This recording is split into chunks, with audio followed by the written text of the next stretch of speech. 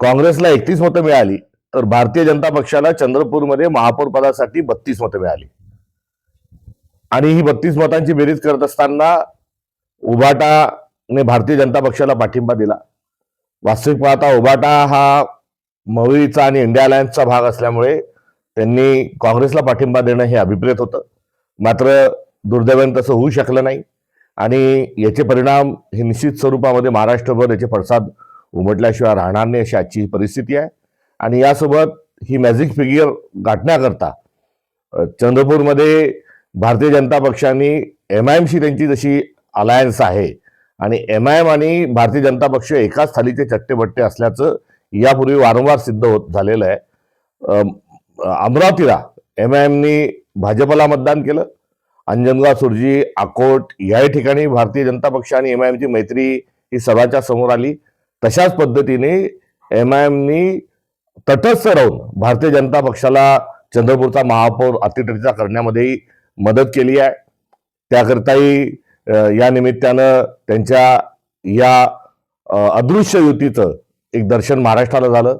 तर दुसरीकडे नवा मित्रपक्ष म्हणून वंचित बहुजन आघाडी हा काँग्रेसच्या सोबत घेण्याचा एक प्रामाणिक प्रयत्न हा झाला. 2 नगरसेवक हे वंचितचे चंद्रपूरमध्ये होते आणि 2 नगरसेवक गैरहजर राहिले. यांनी हजर राहून काँग्रेसला मदत केली असती तरी देखील काँग्रेसचा महापौर हा होऊ शकला असता. एकंदरीत काँग्रेस एकसंघ स्वरूपामध्ये सभागृहात गेलं आणि काँग्रेसचे सगळे मतं ही आम्हाला मिळाली. मात्र दुर्दैवाने वंचितचा मतदान आम्हाला मिळू शकलं नाही. उभाटाचंही मतदान हे मिळू शकलं नाही. या संदर्भामध्ये मी चिंता व्यक्त करतो. याचा अर्थ उभाटा आमच्यासोबत चंद्रपूरला आली नाही तर याचा अर्थ असाही काढायचा का की परभणीला आता आम्ही देखील आमच्या सोयीने वागू. त्यामुळे याही प्रश्नाचं एक उत्तर आगामी काळामध्ये मित्रपक्षा नात्यानं उभयतांना काढण्याची आवश्यकता आहे.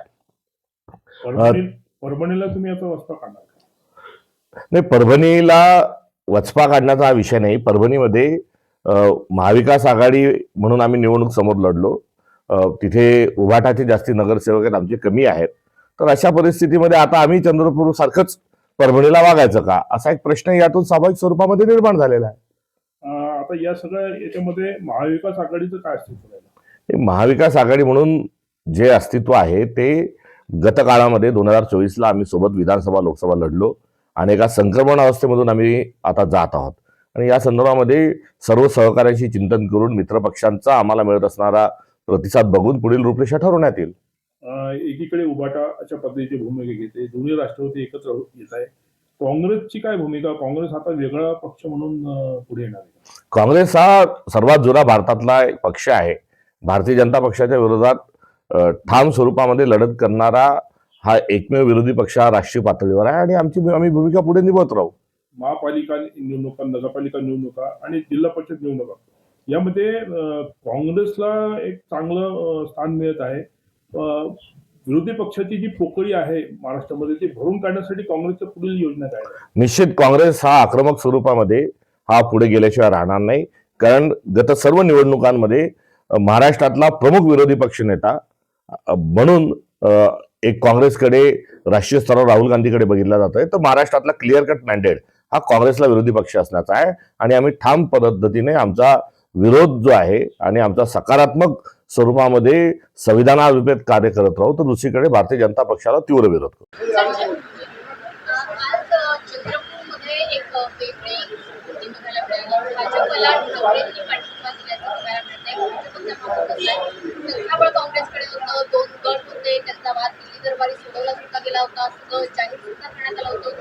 अचानक हा ट्विस्ट कसा आला यावर काँग्रेसची अधिकृत भूमिका काय?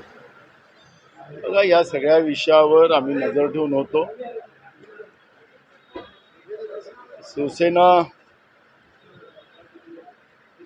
च्या बद्दल आता मी काही भूमिका मांडणार नाही, कारण की जे झालं ते वाईट झालं. भाजपला महाराष्ट्रामध्ये सत्तेपासून दूर करण्यासाठी त्यावेळेस स्वतः उद्धव ठाकरे साहेब आणि शरद पवार साहेब आमच्या नेत्या सोनिया गांधीकडे गेल्यात आणि त्यावेळेस महाविकास आघाडीची पहिल्यांदा निर्मिती झाली. पण आता भाजपलाच अगर उद्धव बाळासाहेब ठाकरे गट मदत करत असेल तर तो त्यांच्या पक्षाचा निर्णय आहे. त्यामुळे आता त्याच्यावर मला प्रतिक्रिया कुठली द्यायचं असं वाटत नाही.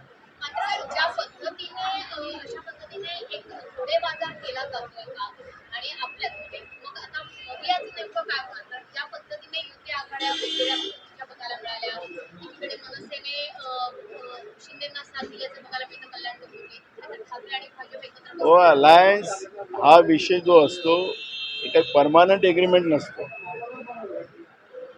आपल्याला माहिती असेल की भारतीय जनता पार्टी बरोबर देशपातळीवर अनेक पक्ष जोडले गेले होते, पण आज आपण पाहतोय की अनेक पक्ष त्यांच्याबरोबर नाही आणि त्याच्यामुळे एनडीएची जी हालत आपण पाहतोय त्या एनडीएच्या हालत्या काँग्रेस पक्ष तर आम्ही सगळ्यांना घेऊन चालण्याची भूमिका काँग्रेस पक्षाने घेतली, पण भाजप तर ते मोठे झाले पाहिजे आणि त्यांचे सोबती संपले पाहिजेत अशा पद्धतीचं काम भाजपचं असते.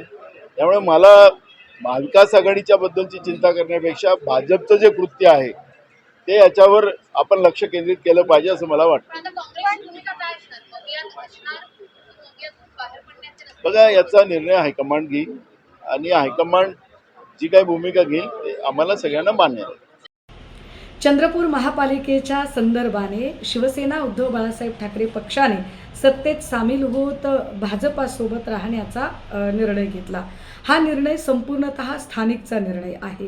खरं तर नगरपरिषदांच्या निवडणुका, जिल्हा परिषद, पंचायत समितीच्या निवडणुका या सगळ्या निवडणुका बघता प्रत्येक ठिकाणी आम्ही स्थानिक कार्यकर्त्यांना पूर्ण अधिकार दिले होते.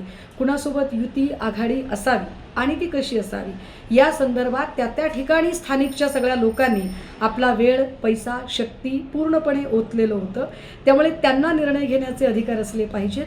ही भूमिका आमची जशी राज्यभरात सगळीकडे तशीच ती चंद्रपूरमध्ये संदीप गिरे यांच्या नेतृत्वाखाली निवडणुका लढल्या गेल्या होत्या. विशेष संदीप गिरे आणि स्थानिकच्या सगळ्या लोकांनी काँग्रेससोबत बोलण्याचा प्रथम प्राधान्याने प्रयत्न केला आणि काँग्रेसला म्हणजे अगदी शिवसेनेला आपण उपमहापौर पद दिलं तरी चालेल आणि आम्ही आपल्यासोबत यायला तयार आहोत अशी आपली अगदी ओपन टू हार्ट आपण त्यांना निमंत्रण दिलेलं होतं. मात्र स्थानिकचं जे नेतृत्व आहे, विशेषतः प्रतिभाताई धानोरकर वगैरे या सगळ्या मंडळींचा काही गोंधळ संपत नव्हता. अशा वेळेला आमच्या संघटनेमध्ये स्थानिक पातळीवर विस्कळीतपणा येऊ नये यासाठी संदीप गिरेंनी ती घेतलेली ही भूमिका त्यांनी माझ्याशी चर्चा केलेली आहे आणि मी एकूण तिथलं स्थानिकचं जे समीकरण आहे आणि ती स्थिती आहे ती सन्मान्य पक्षप्रमुखांना सुद्धा व्यवस्थितपणे कळवलेली आहे. त्यामुळे संदीप गिरेंच्या आणि आमच्या भूमिकेत कुठेही विसंवादी वातावरण आहे असं समजण्याचं काही कारण नाही.